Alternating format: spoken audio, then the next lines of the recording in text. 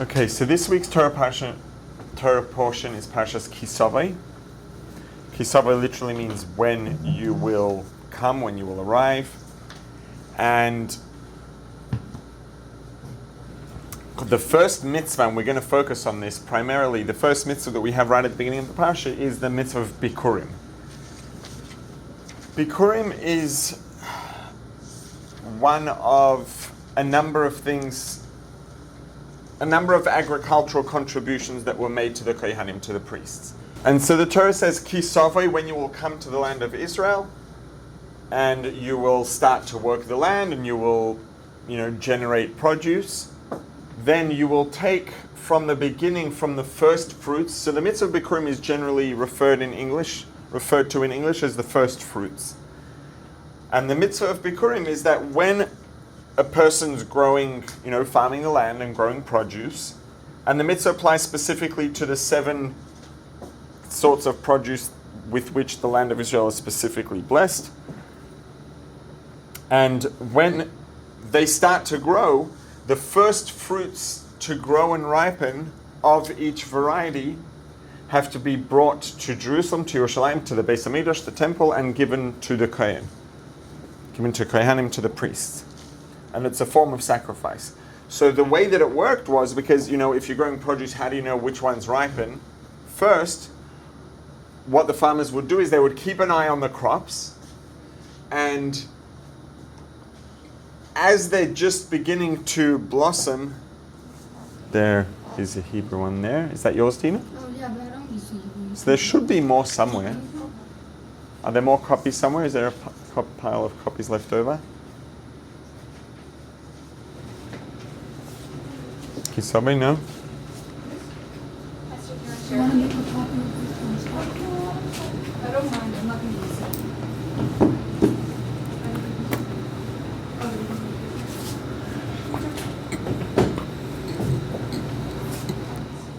it. If you want the Hebrew, Dina said she's not using it. So. Okay. So the farmer would keep an eye on the produce, and at the beginning, when things are just starting to blossom and to ripen, you can see which one's ripening first, which one's growing at the beginning. Once everything's sort of ripe, you can't tell which one started to bud, to blossom, to ripen a day or two earlier, a day or two later. So what they would do is keep an eye on, and just at the beginning, as things are starting to develop, they'd see the ones that are growing out, coming out first. They would tie like a ribbon around it. And that way, once everything was fully ripe and ready, because you don't want to bring unripe fruit to the Beis Hamikdash as a sacrifice, as a gift to the Kohen, that's not, it's not a very nice offering.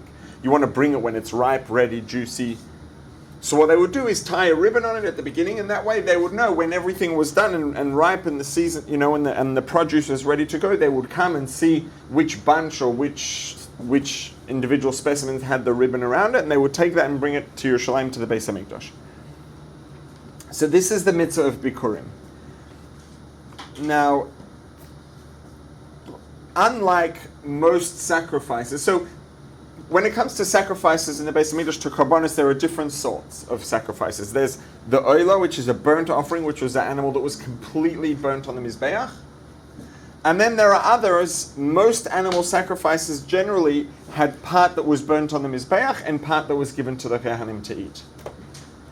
Bikurim was given to the Kohanim. That's what it was. It was something that was presented to the Kohanim. Now, if you think about it, just sort of zooming out and thinking about it from, a simple standpoint of let's call it economics. I don't know if that's technically the right word, but the way that things work, what the Kohanim do, generally the way that works, in a market economy, the way that things work is that if you provide a service or a product, and it's a service or a product that people value, they will exchange your service and product for money. They'll say, that's worth this amount of money, I'll give you that amount of money in exchange for your product and service, and that's how people make money, that's how people live. That's the way that a market economy works. Now, most products and services generally are either going to bring people some sort of pleasure or convenience, or be something that's going to help them generate money, right? You buy a product that you could sell at a higher price, etc., etc., etc., things that you can incorporate into your business, whatever it is. But there are some things that you wouldn't necessarily purchase per se. Let's say, for example, well, you do at the end of the day, but it's a little bit different. Let's say having a shul, right? You have a shul, you have a family, you want to have a community, a shul, a place you can go and daven, a community to be a part of. Now, you don't necessarily think of that as a product or a service in the classical sense, but at the end of the day, if you want to have a shul to go to, a shul is going to have to, the community has to pay rent to have a shul. You have Sidurim and a Sefer Torah that you need to buy. If you're going to have someone who's the rabbi of the community, the rabbi needs to feed his family, so he needs an income. So effectively what you do is you say that let's focus in on the rabbi specifically. If there's a rabbi who's providing a service, because you want to have a rabbi of your community, you want to have someone who's the spiritual leader. Now, you may not think of that as a product or service, but at the end of the day, that rabbi can't dedicate his life to being the spiritual leader of the community if he can't feed his family. He's going to have to go and get a job. So the community says, look, we'd like you to be the spiritual leader of the community. We know that this is your expertise. We know that you're good at this. We want you to do it. We also understand that you need to feed your family. So we will remunerate you for this service with payment so that you will be in a position to do this for us. And the Kohanim in the Beis HaMikdash were the same sort of thing. Now, they weren't primarily spiritual leaders per se, but they were our representatives. The Kohanim in the Beis HaMikdash were the representatives of the people in the Beis HaMikdash. They carried out the services. That's what they did. This was their job. The Kohanim, they were the priests. They were people whose lives were dedicated to representing the Jewish people collectively in the Beis HaMikdash, in the temple. When you'd come, you'd bring a sacrifice. The Kohanim would be the ones who would actually take care of it for you, for us. So, in exchange for that, Kohanim weren't farmers. They didn't own land per se in the way that people, just the wider community, did. They weren't going to work the land and generate produce.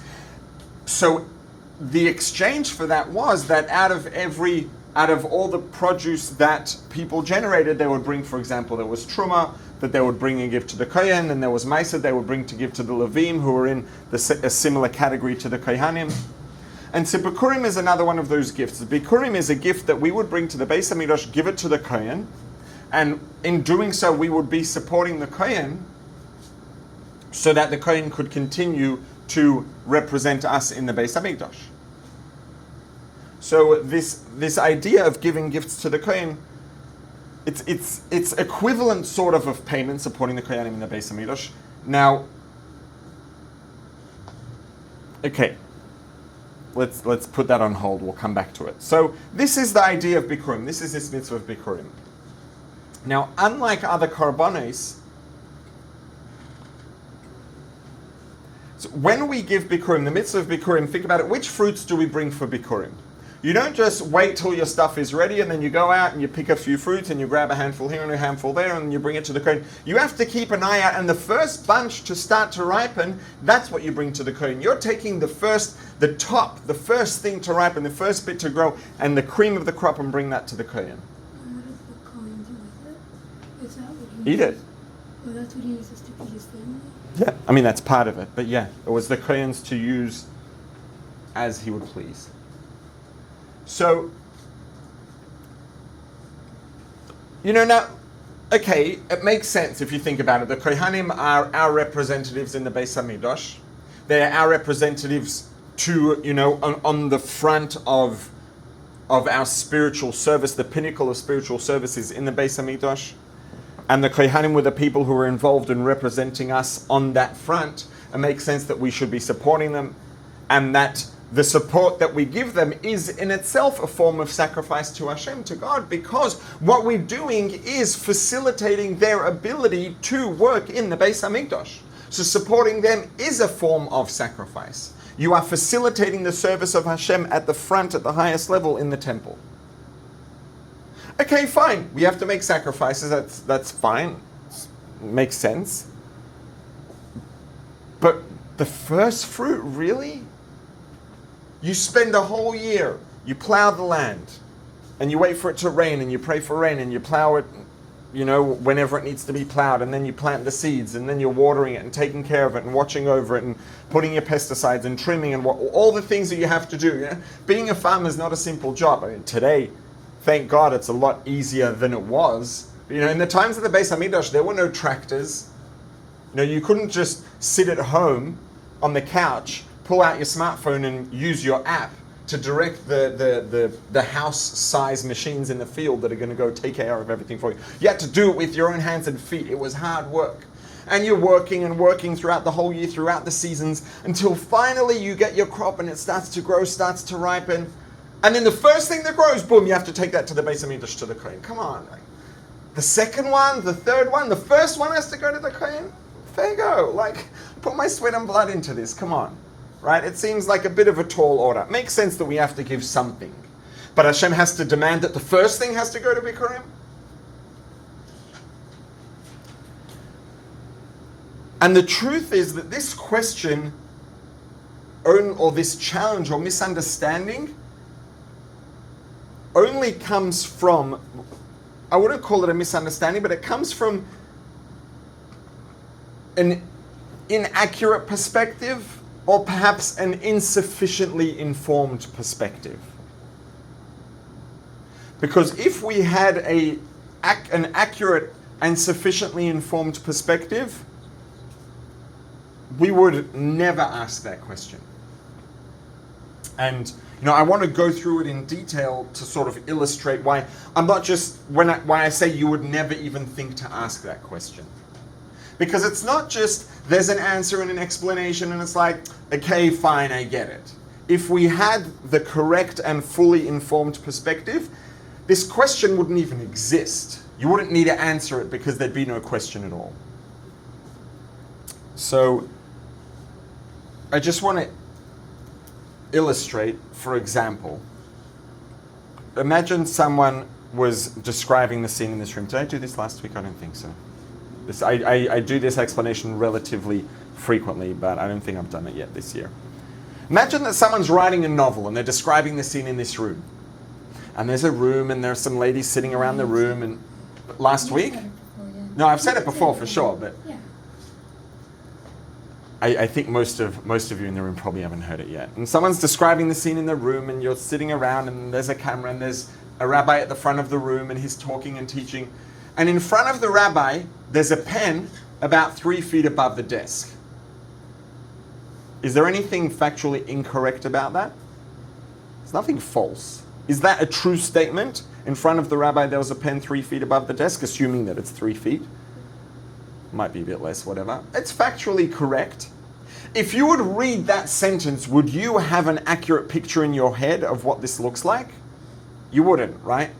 There's a very important piece of information that's missing. In front of the rabbi, there was a pen 3 feet above the desk being held there by his hand. Now you have an accurate picture. So when you have a statement, there was a pen above the desk in front of the rabbi, is it true? It's 100% true. There's nothing incorrect about that. You could swear that that's the case and it would be perfectly legit. But it's a partial truth. It's not the full truth. And it's a partial truth to the degree that anyone who sees the picture and reads the description would right away think to respond, hang on, that's not an accurate description. It's a factually correct description, but it's a very incomplete description. And when you read that description, what you're left with is a very partial picture. And you're going to visualize the wrong thing when you read it. Now, in life generally, in the world around us, the world's full of things, right? And we don't even need to go down to ideas and concepts, etc. Even just looking at physical objects, physical stuff. There's this desk here, there's a chair, there's a pen, etc., etc., etc. Does the desk exist? The desk exists. Halacha acknowledges that the desk exists. Torah acknowledges that the desk exists. It's not a question of whether or not the desk exists. If I say, there is a desk over here, is that a true statement? Yeah. It's factually correct. But it's very incomplete. What would be the complete statement?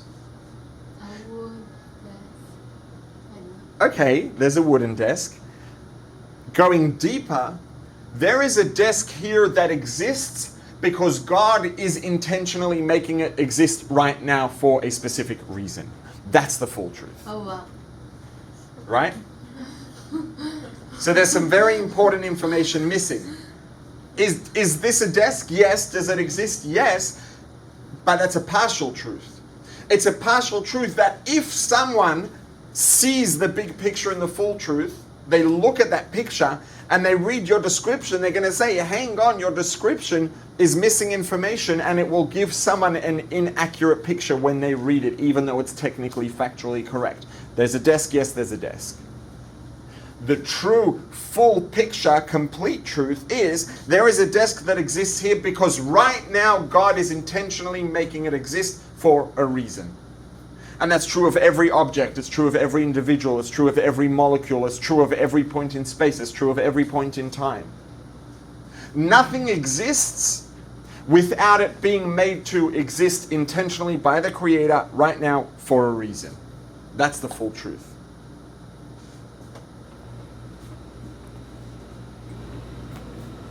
And just, and really this is, a big part of what we hope to achieve by learning Chassidus and working on it and really getting into it and connecting with it, is that we should start to see the world that way a little more, one baby step at a time. Because the reality of progress is that it comes in baby steps. But baby steps add up and accumulate relatively quickly if we're consistent. And if we continue to learn and we continue to work on ourselves to really connect with these ideas, we can develop a more completely true picture of reality. You look around and the things you see around you are true. They're factually correct. But if you just go by the things that your eyes see, based on the light that bounces off objects into your eye, you're going to only be seeing, because your eyes, our ears, our touch, taste, and smell only sense one layer of reality, the physical manifestation of reality. But the physical manifestation is one of many concurrent layers of reality, all of which are true and combined together to be the totality of existence. So if we just go by what we see, hear, feel, taste, and smell, we're only going to be acknowledging a part of the picture. It's a partial truth. Now, if we work on that, and we get to the point where when we look around the world, we see a world that exists because God is actively making it exist right now. And I acknowledge and feel, when I wake up in the morning and I say, Moedani lefanecha, I thank and acknowledge you, God, for giving me another day, giving me life, giving me my body, giving me my soul. I mean that and I feel it and it's real, and that's the way I see myself and the world around me. And when I look at it, and when I get out and I work in the field and I plow that ground, I'm cognizant of the fact that I exist for a reason because God put me here for a reason. And God is actively, intentionally making me specifically exist and be alive right now. And God is at the same time also putting in the effort to make the plow exist and to make the plant exist. To make time and space exist so that all of us and these things can exist within them. And God created the world in such a way that all of these systems of weather, etc., come together in a way that life is sustainable. And God's bothering to put in the effort to each of those things right now, every second moment in time, so every single moment in time, so that they can exist and function. If that's the way we see the world, if we see the full truth, we see a world that exists because God's intentionally, specifically making each detail exist right now for a reason, you're never going to have the question, why do I have to give the first fruits to God? Can't I give the other fruits to God? It's like, I'm only here because God's making me exist. The fruits are only here, the seeds are only here, the ground's only here, the water's only here, the plant's only here, the earth is only here, the time and space are only here because God's making them exist. It's all just God's. We're lucky that God lets us keep any of it for ourselves. Yes, we put in the effort, but effort wouldn't exist if God didn't make it exist. We wouldn't exist if God didn't make us exist. So if we have a full truth picture of reality and of our experience in the world we live in, there's no question anymore of why do I have to give the first fruits. it's a no-brainer. And this is one of the things that we can take from Bikurim, because Bikurim, the mitzvah of Bikurim doesn't exist today, unfortunately. We don't have the Beis HaMikdash. But when, in a time of the Beis HaMikdash, this mitzvah exists practically, but there are elements of this mitzvah that we can incorporate into our lives. So this is, I would say, this is a lesson that we take from the mitzvah. But then on top of that, there is actually a way in which we can actually integrate this mitzvah into our lives today. We can actually live this mitzvah.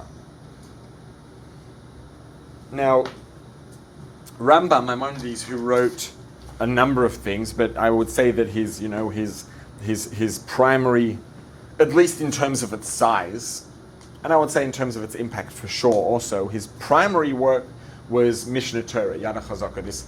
It's basically the original Shulchan Aruch, the original code of Jewish law. That's what Rambam wrote.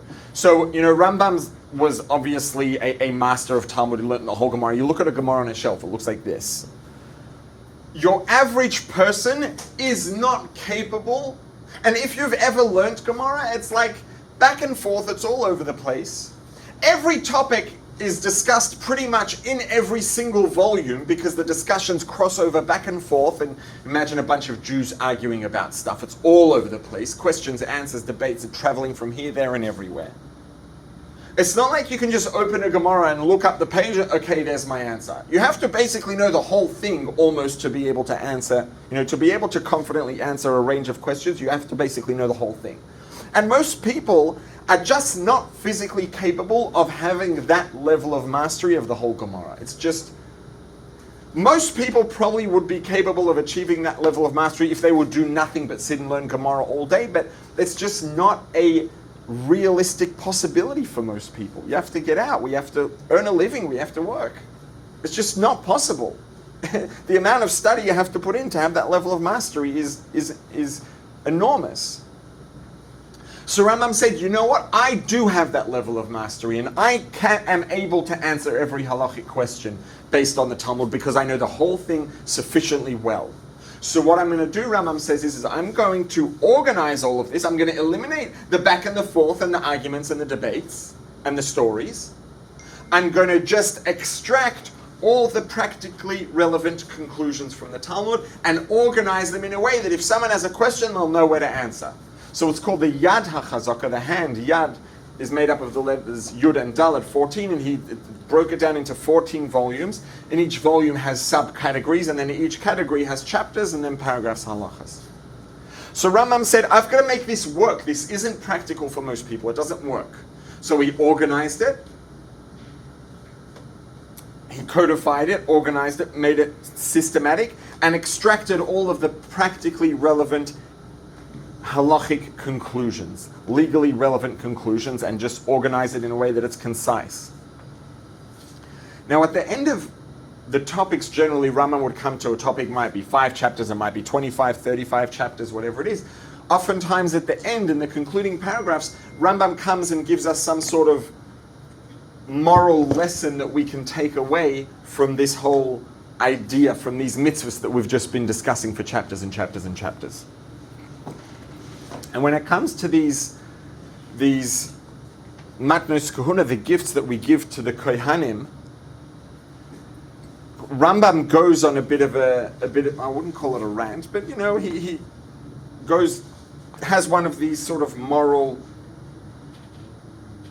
discussions at the end. And Rambam says that we're talking now about Kohanim and Levim. What's a Kohen? What's a Levi? A Kohen is a priest. What does a priest mean? A priest is someone whose life is not primarily about agriculture. It's not about farming. It's not about business. This is someone who's in a uncommon, unique category of their life being dedicated to the front line of service to Hashem. This person's life is dedicated primarily to direct spirituality. And Rambam says that every single person can be a Kohen in a way, not literally a halachic Kohen, but every single one of us can be a Kohen-like person. Every single one of us, and I would say that practically speaking, to varying degrees, because not everybody can say, you know what, I'm not going to have a job, I'm just going to be a frontline spirituality spiritual leader or whatever it is. Not everybody could do that. If everybody would do that, it clearly wouldn't work for a number of reasons. But everybody, to varying degrees, can say, you know what? I'm going to make my life less about the material and more about the spiritual. I'm going to make my life less about the mundane and more about the purpose behind the mundane. Now, obviously, the extreme literal example of an actual Kohen is someone who actually doesn't have an agricultural job, which is what most of everything was then, agriculture and basic industries. But the person doesn't have a job that revolves around, or whose primary function is to generate income, let's say, because the reason people go to work generally is to generate income. A Kohen is someone who doesn't have an income generating job. A Kohen is someone who has a spiritually oriented job. The function of their job is spiritual progress, spiritual connection, spiritual leadership. And some people, are able to say, you know what, I'm really going to pursue something that's quite literally like that. But each of us can say, you know what, I'm going to do that in a way that's practical for me. I do need to get a job. Maybe I'm just not cut out to study Torah all day. I just can't. Not everybody's cut out to do that. And if someone's not cut out to do that, it's not a good idea to try to force it.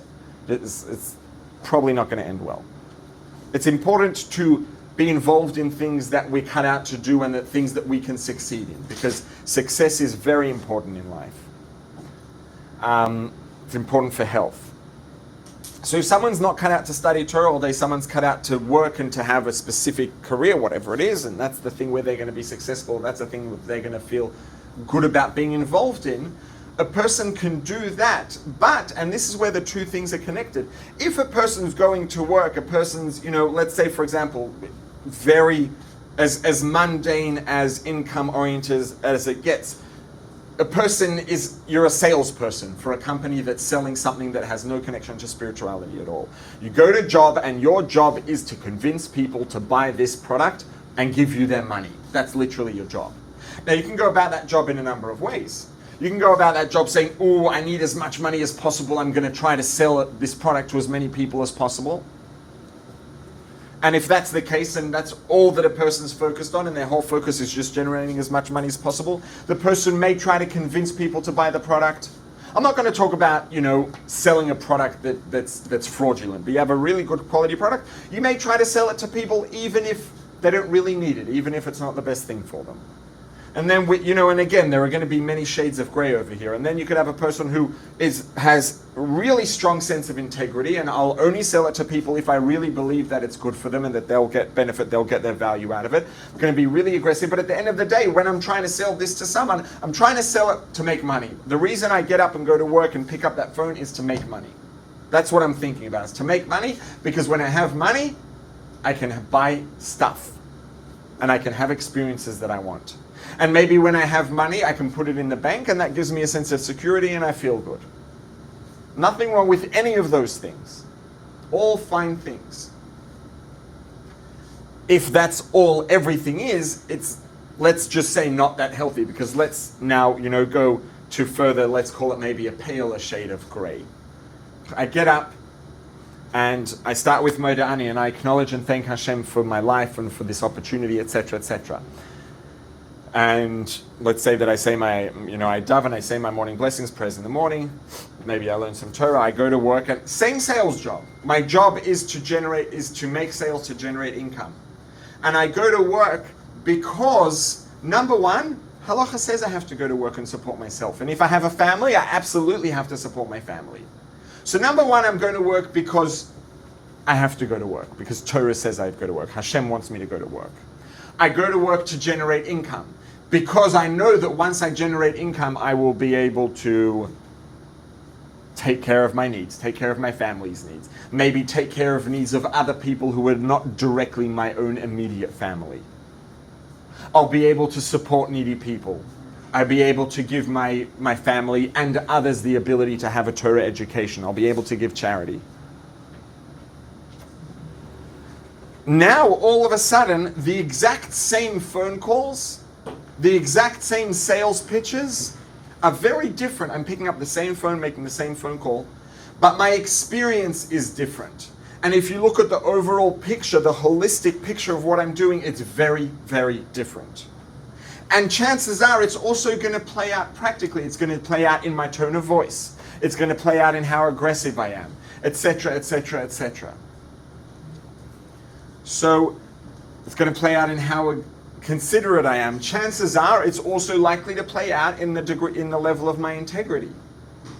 So, and what this is the difference between these two, the difference between going to work for a sales job just to make money because I want it, versus going to work to make a sales job to generate money because it's the right thing to do and because it has a purpose and a reason. All of a sudden, I've made my sales work I've made it more kohen-like, let's say. Because now I'm going out there and trying to make sales and generate income because it is, for me, a form or at least a means to an end for spiritual service, for serving Hashem. So every single one of us can be a kohen in our own right, to varying degrees. And what happens, going back to the difference between Bikurim and other Karbonos, is Bikurim, this sacrifice, none of it was burnt, none of it went on the altar to Hashem, all of it went to the Kohen. And what would the Kohen do? You gave the Kohen that juiciest, best, first fruit, the cream of your crop, and you know what the Kohen did? He ate it. And he enjoyed the flavor. And he enjoyed the how succulent it was, and how tasty and delicious the first fruits of the crop were. He enjoyed every second of it.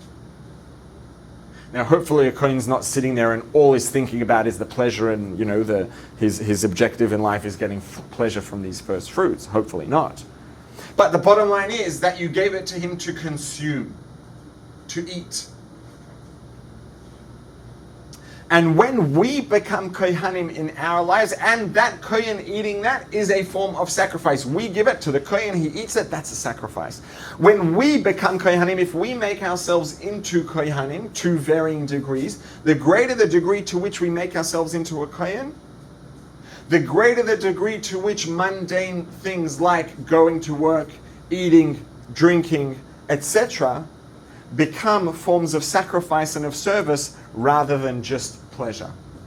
If we see the purpose in everything we do, and again, this is dependent on the first thing that we were talking about the perspective which explains why we give the first fruits. If we look around the world and we see a world that exists because Hashem makes it exist, and we are here because Hashem makes us be here, etc., etc., etc., etc., then as a result of that, everything we do, the most mundane things we do, are going to be imbued with a sense of purpose, with an appreciation of purpose and why they're here and why we're doing it. And simple things, a basic act of eating, if we eat with an awareness of the fact that we are in Hashem's presence and Hashem makes us exist right now and Hashem's making the food exist, in addition to just making the bracha, making the blessing as appropriate, etc., etc., we're going to be eating with a conscious awareness of the fact that we eat for a reason. We eat because eating is a means of obtaining nutrition, of obtaining nutrients that we need to function, to be able to live, to be able to study Torah, to be able to do mitzvahs, to be able to go to work, which is something we have to do, to be able to take care of ourselves and the people around us, etc., etc., etc. You know what? And just to illustrate and to make it clear, we can take that a step further. It doesn't only have to be eating in order to obtain nutrients. Sometimes, and this is a thing that can happen, sometimes, life's busy and, it can feel like a bit of a treadmill sometimes, and sometimes a person says, you know what, I'm getting a little bit overwhelmed right now, I'm a little bit worn out, and you know what, I just need to take care of myself. I need a day off, I need an evening, I'm going to go and just enjoy some good food because, honestly, it's going to make me feel better. I need it for myself. I need to just enjoy myself for a night and go out with a couple of friends, enjoy some good food, relax. And that's going to get me back to myself and really sort of give me a bit of a fresh start and just help pick me up a little because I'm feeling a little bit worn out. Now, I can do that also with the same awareness of the fact that I'm here for a purpose and for a reason. And if I'm doing this honestly to take care of myself because I feel that I need it and it's going to give me a little bit of a boost and get me back to full, to functioning at maximal capacity to be able to live up to my purpose, this act of going out to take care of myself, to enjoy myself, and to choose on the menu the food that I like best because it's my favorite food to eat, that can be an act that has purpose within it. I can do that as a Kohen. I can do that because I know that I'm here for a reason with a purpose, and I want to maximize that purpose and to realize that purpose as much as possible. And in order to do that, I have to function at maximum capacity. And in order to do that right now, I need to take care of myself, hashtag self-care. And if that's why I'm doing it, then I can go out and buy the tastiest food that I enjoy the most because I enjoy it the most. And that can be an act of being a Kohen. You take the first juiciest fruits from your crop and give it to the Kohen, and that is a form of sacrifice. It's a form of service. Because when we live life as a Kohen, when we live a life that's imbued with purpose, where every part of our life is a form of service, every part of our life is spiritual, even if it's very mundane, because it's saturated with this conscious sense of purpose and why we're doing it, then even the best fruits of that crop become a form of sacrifice and service when you give it to the Kohen. So if we live life as a Kohen, then even those good fruits, the cream of the crop, can still be a form of service. There's no part of life that can't be a form of service. Obviously, doing something wrong, something prohibited, is a separate category, but there's no allowed part of life that can't be a form of service if we are Kohanim. If we choose to live a life of a Kohen, every part of life can become an act of service. Even the cream of the crop, even the best, juiciest fruits of the crop can be an act of service because we're giving it to the Kohen. If it's being consumed by a Kohen, that can be an act of service. And this is something that every single one of us can do. Every one of us has the ability to live a Kohen life to varying degrees. Okay, so we actually do have some time to do the second part.